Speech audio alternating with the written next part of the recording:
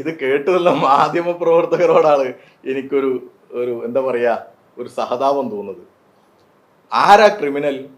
ആരാണ് ക്രിമിനൽ എന്ന് വിളിക്കുന്നത്? നോക്കൂ നിങ്ങൾ, ഇതാ കേരളത്തിന്റെ ഒരു അവസ്ഥ. ഈ സാഹചര്യം സൃഷ്ടിക്കാൻ വേണ്ടിയിട്ടല്ലേ ഈ ഷാഫി കഴിഞ്ഞ ദിവസം ഇങ്ങനെ ഒരു പെർഫോമൻസ് കാണിച്ചത്?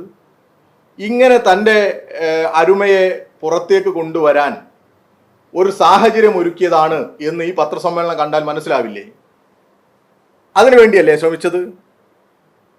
അതിനുവേണ്ടിയാണ് ശ്രമിച്ചത് എന്ന് ആർക്കും ബോധ്യപ്പെടും. കോൺഗ്രസിനകത്ത് ഈ അഭിപ്രായമില്ലേ?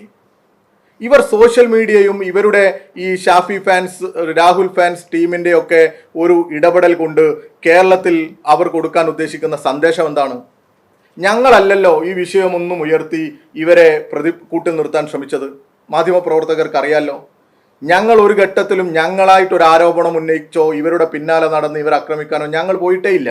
ഇന്നലത്തെ സംഭവത്തിലും CPM-ന് പങ്കില്ല. CPM മാറി നിൽക്കുക. പോലീസുമായിട്ടാണ് സംഘർഷം ഉണ്ടാകുന്നത്. ആ സംഘർഷത്തിലാണ് ഈ പറയുന്ന സംഭവം ഉണ്ടായി എന്ന് അവർ പറയുന്നത്. ഈ രാഹുൽ മാങ്കൂട്ടത്തിന്റെ വിഷയം എന്താ? എന്നിട്ട് ഇപ്പോൾ ഇവർ ചെയ്യുന്നത് എന്താ? കോൺഗ്രസിൽ നിന്ന് പുറത്താക്കി, യൂത്ത് കോൺഗ്രസിൽ നിന്ന് അവർ പുറത്താക്കി, എന്നിട്ടിപ്പോൾ പിൻവാതിലിലൂടെ കൊണ്ടുവന്ന് ഒരു ഷാഫിയെ സംരക്ഷിക്കുന്ന ഒരു ബ്രിഗേഡാക്കി, അതിൻ്റെ ബ്രിഗേഡിന്റെ തലവനാക്കി അവതരിപ്പിക്കാനുള്ള ശ്രമമല്ലേ ഇപ്പോൾ ഇവിടെ നടന്നത്? ഈ പൊതുജനങ്ങൾ ഇതിനെയൊക്കെ പുച്ഛത്തോടു കൂടി കാണും എന്ന് തന്നെയാണ് ഞങ്ങൾക്ക് പറയാനുള്ളത്. യഥാർത്ഥത്തിൽ നിങ്ങൾ അവിടെ ചോദിക്കേണ്ടിയിരുന്നു, രാഹുൽ ആരാണ് ക്രിമിനൽ എന്നുള്ള ചോദ്യം നിങ്ങൾ ഉന്നയിക്കേണ്ടിയിരുന്നു എന്നുള്ളതാണ് എനിക്കിവിടെ സൂചിപ്പിക്കാനുള്ളത്. നമ്മളിപ്പോൾ ലാത്തി ചാർജുകൾ കുറേ കണ്ടവരല്ലേ, ഞാനായാലും നിങ്ങളായാലും ഒക്കെ. ലാത്തി ചാർജ് നിങ്ങൾ റിപ്പോർട്ട് ചെയ്യാൻ വരുന്നു, ഞങ്ങളത് ഏറ്റുവാങ്ങിയവരാണ്. നിങ്ങൾക്കറിയില്ല, ഞങ്ങളുടെ സമരത്തിന് നേരെ ഉമ്മൻചാണ്ടിയുടെ കാലത്ത് വെടിവെച്ചിട്ടുണ്ട്. ഇതേ കോഴിക്കോട് വെടിവെച്ചിട്ടുണ്ട് രാധാകൃഷ്ണപിള്ള. ആ സാഹചര്യമൊക്കെ നമുക്കറിയാം. അങ്ങനെ ഒരു ലാത്തി ചാർജ് നടന്നോ ഇല്ലേ എന്നുള്ളതാണ്. അവിടെ ഉന്തും നീക്കും നടന്നു എന്ന് നമ്മൾ കണ്ടു. പൊക്കി പിടിക്കുന്ന ലാത്തി കണ്ടു. ബാക്കി അങ്ങനെ ഒരു ലാത്തി ചാർജിലേക്കോ ആരെങ്കിലും ടാർഗറ്റ് ചെയ്ത് അടിക്കുന്ന തരത്തിലേക്കൊന്നും അവിടെ പോയിട്ടില്ല. ആ വിഷ്വൽസ് നിങ്ങൾ പുറത്തുവിടുന്ന വിഷ്വൽസ് തന്നെ നോക്കൂ.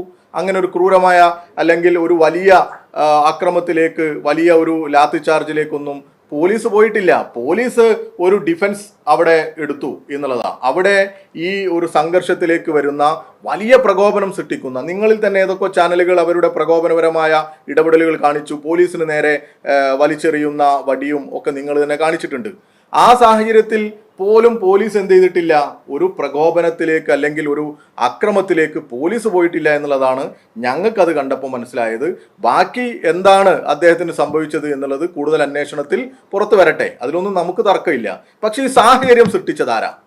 ഒരു നാടിന്റെ സമാധാനം തകർക്കാൻ ആരാണ് ഇറങ്ങി പുറപ്പെട്ടത് എന്നുള്ളതാണ് ചോദ്യം. അതിൻ്റെ ഒരേ ഒരു ഉത്തരം, ആ നാട്ടിലെ ജനപ്രതിനിധി MP ആണ് ഒരു നാടിന്റെ സമാധാന അന്തരീക്ഷം തകർക്കാൻ വേണ്ടി ഇറങ്ങി പുറപ്പെട്ടത് എന്നുള്ളതാണ്.